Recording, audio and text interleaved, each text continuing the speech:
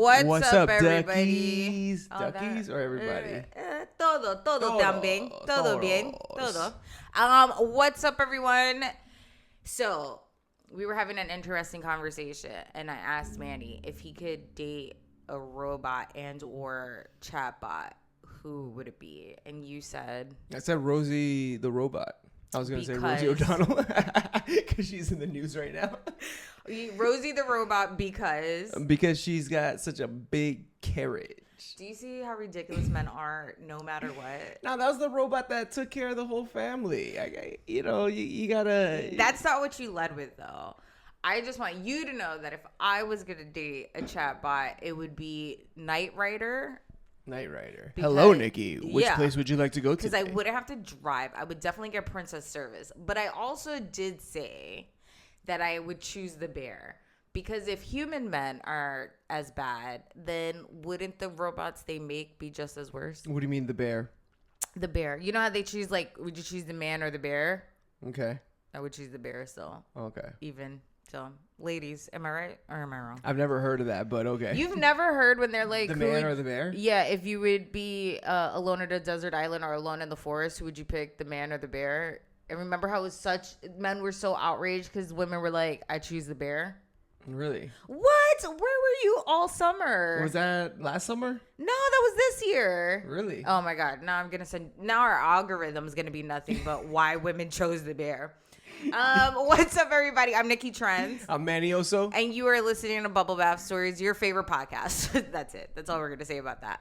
Your favorite podcast. Your favorite podcast, yeah. We try to be 15 minutes. We try. That's the core of the idea of the show. That is the core. Yeah, to make it 15 minutes. But it's hard to keep it going. Sometimes we need things like to AI be no. Also, we've noticed that 15 minutes doesn't really allow for like an abundance of good clips for social media. So we had to extend it a little bit if we're being honest about it. Ugh. Anyway, this week we are talking about not AI robot or AI bots, AI chat bots to be exact, and humans who are forming actual romantic relationships with them. Yeah. Now, we came across this story earlier this year, and it has been bookmarked ever since. Mm-hmm. It was a story that came out in New York Times, just to give you a brief about what it's about. Irene, that's the name that she used for the interview, is a 28-year-old nursing student who had to move to her home country because finances here were just a little too crazy. So she went to her home country to finish school, all that. While in the midst of that, she developed a relationship with ChatGPT. The link will be in the notes, but re-listening to it, I could not have cringed any harder. If I would have cringed any harder, my inner self would have just like this. It was just so terrible. So she talks about how she has a romantic relationship with ChatGPT. His name is Leo. Leo. Yeah, that's the name she gave it. That's her sign too. She really felt like it was kismet that this is supposed to happen. Also, so you know, the people who built ChatGPT and these bots don't want you to have sexual relationships with them. They definitely, that breaks all the rules. Yeah. Somehow she found a TikTok that showed her how to get past all that. Essentially jailbreaking her ChatGPT to break those rules. Again, against the rules. Against OpenAI policy, right? So you think she's just having fun, right? But the way they describe it is that she's grooming the ChatGPT bot. Right? Yeah. To be exactly what she wants him to be. And so eventually she starts having sexual fantasies that she kind of wants to play out. And one of them is called cuckolding queen. Basically, she would want the ChatGPT to have other relationships with women. Yes. Quickly, she found out she's not capable of that. So I'm happy that she tried it out with a robot before she tried it out with her husband. What did you just say? Her husband. Yeah, the husband. She is married. Yeah. She and her husband had to live separately because of finances, all that stuff. She still somehow decided that having a husband is great, but I need somebody to give me the attention that I need, right? Not sexual, because she cannot have sex with the robot. So she realizes that the free accounts only allow a certain amount of memory. So she's like, all right, I'm going to give you $20 a month. I'm going to give you a cute little $20 a month. We're going to up that memory. This bitch is using it so much that she decides that it's worth paying $200 a month. Yeah. For, I guess, for the max amount of memory. And then it went away, right? Yes, because once it hits its cap, it deletes itself, and you have to kind of like regroom it, right? Which is something that a lot of these people in these relationships are forgetting, and when they realize it, it just like hits them hard. Wait. Here's what I'm upset about. Yeah. You are living apart from your husband because of financial strains, but yet you somehow managed to find $200 dues a month. Do we know how long she was in this ChatGPT relationship? No, they don't really go into it. Yeah. But $200 a month at any capacity is a lot of money. That's a lot. So so she was brave enough to share like videos and clips of herself like interacting, and so one of the clips is like her breaking down because essentially he's dying, so it's like a form of mourning and grieving, and it's so cringe to fucking listen to because a part of it, you know, when somebody gets sad at a cartoon movie and you're just like, it didn't really die. They just stopped drawing the character. That's what this feels like. Yeah, and so that's the crazy thing too, because there was in the research we were doing for this episode, there are a whole handful of ChatGPT bot services that have now set up to be companion services, and that memory thing, that's the part that people don't realize. Like that's where the real relationship stops. So these companies, like they'll stop providing a service for a certain customer, whether it's because of their paying or because they just took away that service in general. And people are fucking like broken hearted, like a person, like a real person died in front of them. Bro, there's a clip of her hysterically crying. Yeah. So you asked me, right, how long she had it for? She went through this process 22 fucking times. 22 times. 22 times of the thing dying and restarting. Yeah. So she talks about how it's just really emotionally draining because you do have to, what's the word? You gotta, I don't want to say group because that sounds crazy. You gotta engage it. Yeah, you have to engage it, and it only has like core memory. I don't really know, but it's like work. You have to work. It's extra work that you have to do. It's like a boyfriend that doesn't listen because if you don't keep reminding it of the conversation you had, because I don't know if you guys ever go on, I'm sure there's a lot of people listening that use ChatGPT. Yes. So if you use it, you probably know that you can go back to the last conversations. Yes. You know? Yes. That's, yes. Imagine having to do that with a boyfriend or friend all the time. Well, hey, you remember this thing that we, that's exactly, right? That's dating. Only difference is there's a stop of how many conversations they're going to remember. Well, I bet you're wondering, what about the husband, right? What about the husband? Well, apparently the husband knew about it, and he was totally fine about it. Didn't consider it cheating because it's a robot, and they can't really have sex with each other.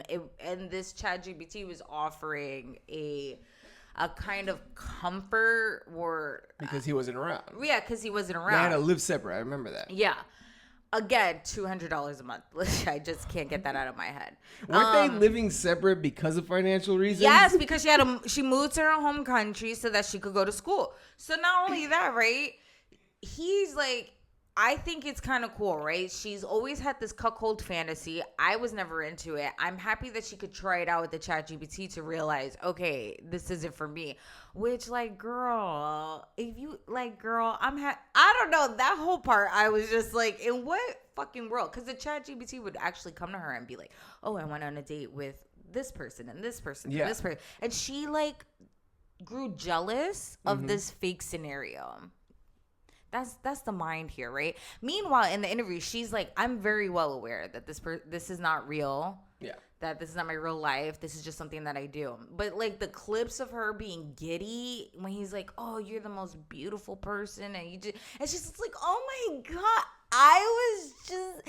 Guys, please do yourself a favor. When we post the link on our show notes, For real. I need you to listen to it. For real. What makes you think? What do you think is the mental click in a person to accept that kind of conversation as real?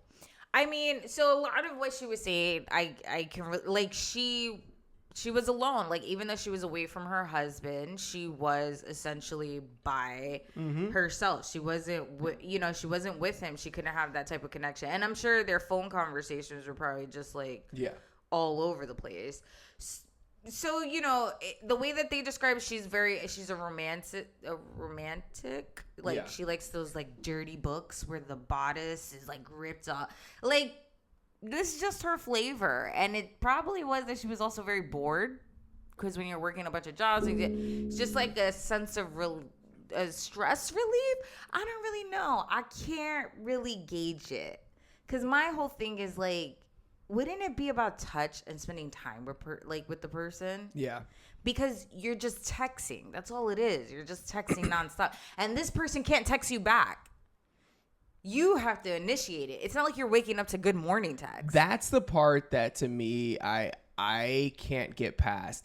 All of these ChatGPT bots, all these chat bots that people are getting in relationship with, they're all based on texting and typing to the bot. Which is so You're much not work. sitting there and having like an inflected conversation with them. Not at all. And so, like, how can that be enjoyable? I have no Like, idea. everybody likes a good text conversation, but it's supposed to lead to a real talking conversation. So check this out. So they have an expert on. They interview an expert, a sex therapist. Yeah. And the sex therapist says that she tells her clients to use ChatGPT to explore sexual fetishes that can't be explored with partners. Okay. And the therapist also explains that that basically what makes a relationship is like the feelings that you have within the relationship. So it's very easy to develop that euphoria that you get when you're first in a relationship with essentially a chatbot, because there's no conflict. But how? Like, what are you imagining? Like, just like sweet words, right? Yeah, Like, I get it. I get the words, but it's like, are they thinking, oh, they're putting a picture of Mel Gibson, or like insert celebrity face here? I see. You know what I mean? Mel Gibson. Because like, okay, so there was, I don't know. I'm thinking of like, who is sad and what are they thinking about? Because there was this one story on New York Post. They talked about this girl named Elena, right? She paid $303 for a lifetime subscription to an AI partner. Okay, well, that feels better than $200 a month. And she hangs out with other people that are in AI relationships. You know, like they go on what group? They go to dates? B&Bs together. Wait, okay, so she just like, I'm just imagining. There was no picture, but all I can imagine is like you're in a group, everybody's got their computer laptop out. Yeah. Oh my God. Yes, that's exactly. So yes, essentially. And we're all playing Pictionary. You better win, right? Because it's a computer. Oh my God. What if you forget your charger at home? What if you forget your charger at home? You're supposed to borrow your friend's charger? Yo, you're lying. That is on the notes. Yeah, they went to an Airbnb together, like a B&B together, right? Like that, they went with other friends to a B&B together. Like, that means that these, and this is going to sound bad because 30 years from now, I'm going to sound like a bigot, but these people are hanging out with each other. Yes. And it makes it acceptable, 83% of Gen Zers say they'll accept an AI relationship. That's so funny you say that, because in the article that I read, there was a teacher who was talking about how a lot of kids in her class have expressed and been very open that they have AI relationships, and that they're actually very proud of it. Like, class, like how old? Teenagers. Oh my gosh. Yes. Yes. You guys are around each other. You guys are around. Just talk to each other. There's no more online classes. That's even weirder because these AI bots, aren't they supposed to be like, I don't know. I don't feel like I'm asking a kid how big the earth is when I'm chatting with GPT. So like, these are adult robots, I'm thinking in my head. Oh, that does make sense. Right? Like, well, is it fair to assume? Wait a minute, but you can prompt it, because that's what it's all about. You have to be able to prompt it how you want it. But if I was an engineer creating this program, in my head, I'm creating an adult robot. I'm not creating a teenage robot. So you're saying 16-year-old Manny doesn't want a 16-year-old robot. 16-year-old Manny wants like I'm saying 30-year-old Manny doesn't want 16-year-old Manny talking to 30-year-old robot. Pretending to be 16-year-old robot. And I bet you're thinking, what are the long-term effects of this? This can't be hurting anybody. But essentially, it is hurting somebody. You guys, you are essentially... This is all very one-sided. It's like if you paid a prostitute to be your girlfriend. Of course, she's going to be nice to you. You're paying her. Like, you're not developing any kind of skill of, like, how to compromise. Yeah. How to probably argue with a partner. There's no friction there. Like, everything is perfect. So when you're actually out of the real world and you go on a real date and with a person who has human emotions, you immediately are just going to be so frazzled by it, because you also won't have the patience to deal with a human, which is fucked. And it's all, like, it's just fucked. Like, there's really no way around it, right? And again, we're going to talk about Irene, right? And her husband. And I bet you're wondering, but the husband's okay with it. She was very honest with the husband about what was going on. And to him, it's just like, because it's not cheating, it's fine. And because she's very aware of that, it's not real and this is just something that she's doing. Yeah. Great. That's not the story for everybody. So while we were doing our research, we came across another story. I'm gonna tell this one, and then we're gonna jump into the other part of it. Go but ahead. This man named Chris, this is Chris Smith. Men, all right, men robots, men humans, it doesn't matter. Chris Smith fucking proposed to his ChatGPT. Okay. Smith used ChatGPT to originally just mix music. He was just like, hey, everybody, hey, ChatGPT, mix this cool-ass track for me. Yeah. Right? They were spending so much time together that eventually he programmed the AI to be called Sol. Like sun? Sol. So he likes Spanish women, I guess. Sol. Okay. Sol. He said that it was unbelievably elevating. Like, it elevated him. Like, being with this ChatGPT elevated him. He said he became more skilled at everything he did, and he would reach Sol's memory limit, and he would have to rebuild the relationship. Very close to what Irene. Okay. This motherfucker was at work crying for 30 fucking minutes because his girlfriend deleted Crash. And he had to rebuild for 30 minutes. Okay. And that's when he realized he was in love with her. Okay.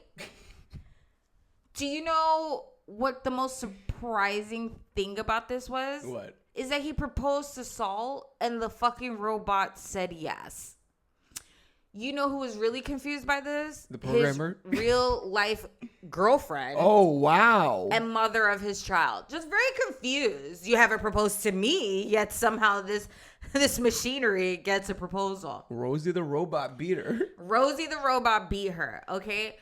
So Smith's partner Sasha felt like there is something wrong with me. There must be something wrong with me. There's something wrong with this relationship, because why would you have to resort to going to a machine to be like, hey, will you marry me? And she said in an interview, she said it would be a deal breaker if he didn't stop talking to his digital mistress. Bitch, it would new label, new tag alert, digital mistress. Do you know what this motherfucker said? What did he say? He said he admitted it would be a tough decision to give up Saul, his digital mistress, if asked. He said that it's not about choosing Saul over his family, but really about choosing himself over them. Men ain't shit in computers or in real life, because what the fuck?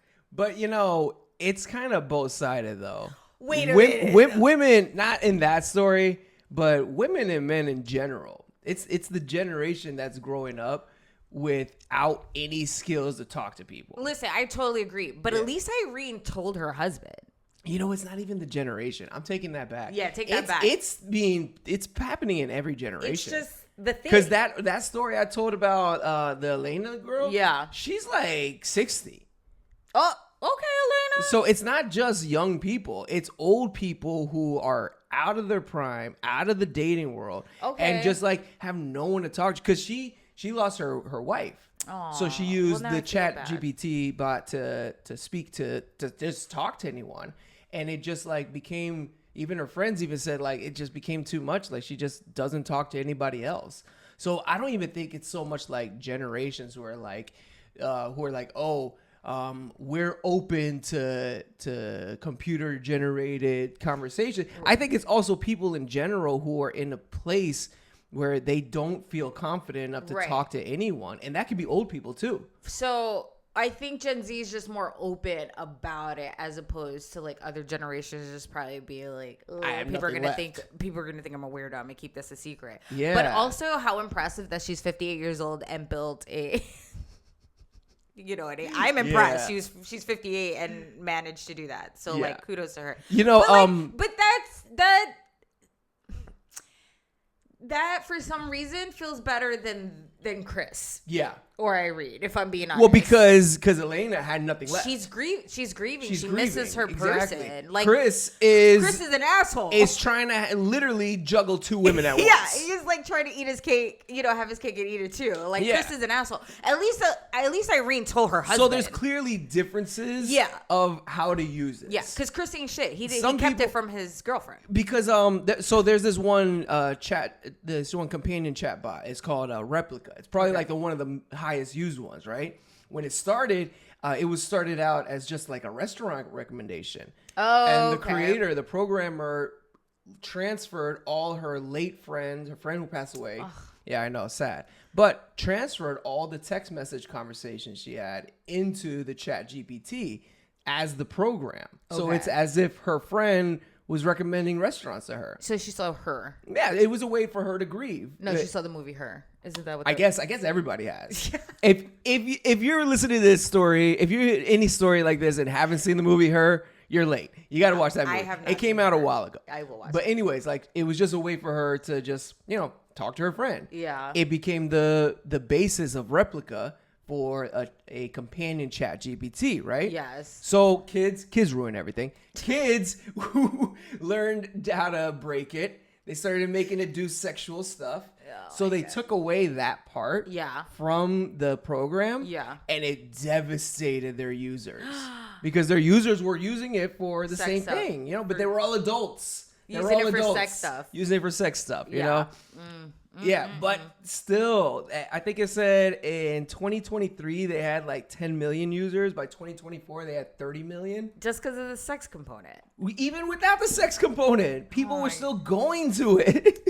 Now I know we're joking a lot and but there are consequences to this, right? And I Yeah. think especially because we talked a lot about teenagers have wide access to the internet, and Yeah. unfortunately parents aren't as knowledgeable about what's online as they should be to keep up with what kids are doing.